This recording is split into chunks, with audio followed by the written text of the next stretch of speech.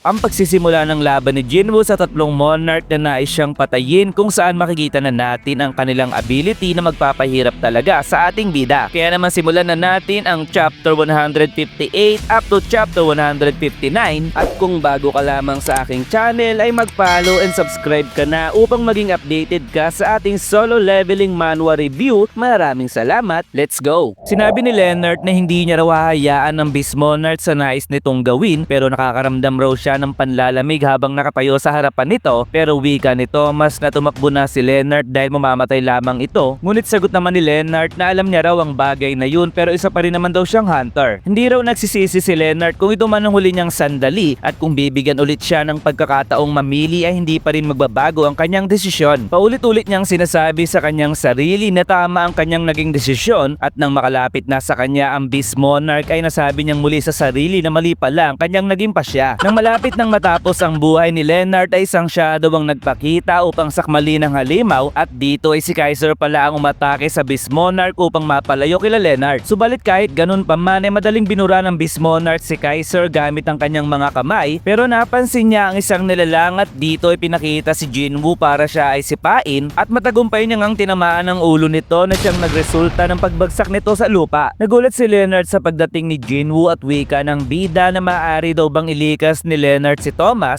samantalang ang Beast Monarch ay nasabing totoo daw pala ang sinabi sa kanya dahil nararamdaman niya ang Shadow Monarch sa katawan ni Jinwoo. Dito ay unti-unti nang nagiging halimaw ang itsura ng Beast Monarch habang sila Leonard ay nakalayo na din kila Jinwoo, at wag daw magalala ang bida sa kanila. Ramdam niya raw ang pagkanais pumatay ng Beast Monarch, at higit sa lahat ay hindi lamang siya nag-iisa, at tanong ng Beast Monarch na paano raw nagagamit ni Jinwoo ang ganitong klaseng lakas kahit na nga ba isa itong tao, at sagot naman ng Frost Monarch na maaaring nakahanap ng paraan ng architect para magamit ng bida ang kapangyarihan ng Shadow Monarch. Wika naman ng Blood Monarch na ibig sabihin daw pala ay pwede niyang kainin ang katawan ni Jinwoo dahil matagal na siyang curious kung ano ang lasa ng isang monarch kung sakaling kainin niya ito. Pinakita ng system kay Jinwoo na ang kanyang kaharap ay isang Frost Monarch, ang Beast Monarch, at ang hari ng mga insekto ang Plague Monarch. Ngayon ay napapalibutan si Jinwoo ng tatlo, at sabay-sabay silang nagpalabas ng kanilang magical energy hanggang sa umabot ito sa kalangitan. Tinawag na ni Jinwoo ang kanyang mga shadow kung saan agad silang sumugod sa Frost Monarch, habang sila Jima ay sumugod sa Beast Monarch, at sila Bero naman ay sumugod patungo sa Plague Monarch. Tanong ng Beast Monarch kung ito raw ba ang bagong Shadow Army, habang ang Frost Monarch ay naganda ng isang pagkilos upang magpakawala ng malawakang pag-atake patungo kay Jinwoo. Nagawa ng ataking ito na ikulong ang mga shadow ni Jinwoo, at kanyang sinabi na marami man daw ang kalaban ay pipitsugin lamang sila, at hindi raw nila magagawang makagalaw sa kanyang ginawang kulungan. Dapat raw ay hindi sinama ng Frost Monarch ang mga insekto dahil matagal na raw itong hindi nakita ng Plague Monarch, pero sagot ng Frost Monarch na kalokohan daw na ipanglaban ni Jinwoo ang mga ganitong klaseng nilalang laban sa kanila. Pinapakita lamang daw ni Jinwoo na sila ay minamalit nito, at hindi niya rin daw akalain na magagawa ng bida na magamit ng tuluyan ng kapangyarihan ng Shadow Monarch. Kahit na nga raw ba ang Shadow Monarch ang pinakamalakas sa kanila ay hindi raw dapat nito maliitin ng ibang monarch, habang si Jinwoo ay binasag ang yelo sa kanyang kamay at tinuro niya ang Frost Monarch at sinabing kailangan niya raw mapatay ito kahit ano pa man ang mangyari. Tinawag ng Frost Monarch si Jinwoo bilang isang bobo at gumawa ito ng mga halimaw na gawa sa yelo, habang ang Plague Monarch ay pinalabas din ng kanyang mga alagad na zombie at agad inatake ang ating bida. Naiinis si Jinwoo dahil ginamit ng kalaban ng bangkay ng mga tao laban sa kanya, at isang paa ang papalapit sa kanya mula sa itaas, at binabalak na siya ay durugin sa mga sandaling ito. Subalit si Jinwoo ay nakaiwas at nagawang hiwain ng halimaw, pero dalawa pang halimaw ang papasugod muli sa kanya. Ngunit si Jinwoo ay ginamit na ang killer eye ni Sakuragi at hiniwa ng maliliit ang dalawang halimaw na balak siyang atakihin. Tumungo agad si Jinwoo kung nasaan ang Frost Monarch, ngunit biglang sumingit sa eksena ang Beast Monarch upang siya ay atakihin, at dito ay mabilis na gumalaw ang dalawa sa iba't ibang direksyon habang nagpapalitan ng pag-atake. Sa palagay daw ba ni Jinwoo na magagawa niyang magasgasan ng Beast Monarch gamit lamang ang basurang bakal na kanyang hawak, ngunit siya ay nagulat dahil naputol ng bida ang kanyang kamay, at sinabi ni Jinwoo na totoo ang sinabi ng Beast Monarch kung simpleng bakal lamang ang kanyang gamit ngayon. Napatingin si Jinwoo sa kanyang likod dahil isang pag-atake ang kanyang natanggap, at pinakita dito ang Plague Monarch kung saan maraming kamay ang kanyang pinalabas. Pinagaling ng Beast Monarch ang kanyang naputol na kamay habang si Jinwoo ay bumuntong hininga, sapagkat masasabi naman talaga nating mahirap talaga ang ginagawa niyang pakikipaglaban laban sa tatlong monarch na may kasama pang mga summon. Subalit biglang pinakita ang isang kamay mula mula sa yelo at dali-daling lumabas si Beru habang tinatawag ang kanyang hari, sabay sabing sino daw ba ang babaeng insekto upang atakihin ang kanyang Panginoon. Paano daw nagawa ni Beru na makawala sa kulungan ng Frost Monarch at paano rin daw nagkaroon si Jinwoo na isang tao lamang ng isang commander level na Shadow, at sagot naman ng Beast Monarch na ang bawat isang commander level ng Shadow Monarch ay basically na isang god of destruction. Ang isang bata raw na hindi kayang kilalanin ng kanyang ina ay dapat na parusahan, wika ng Plague Monarch, kung kaya't agad niyang inatake si Beru, pero si Beru ay hiniwa lamang ang pag-atake ng Monarch at sinabing isang baliw na pokpok daw ito. Nainis ang Plague Monarch sa kanyang narinig habang si Beru ay agad lumuhod kay Jinwoo at hindi raw siya makapaniwala na nakayanan ng kanyang hari na kalabanin ng tatlong Monarch, kung kaya't sobrang saya daw talaga ang nararamdaman ng kanyang puso ngayon.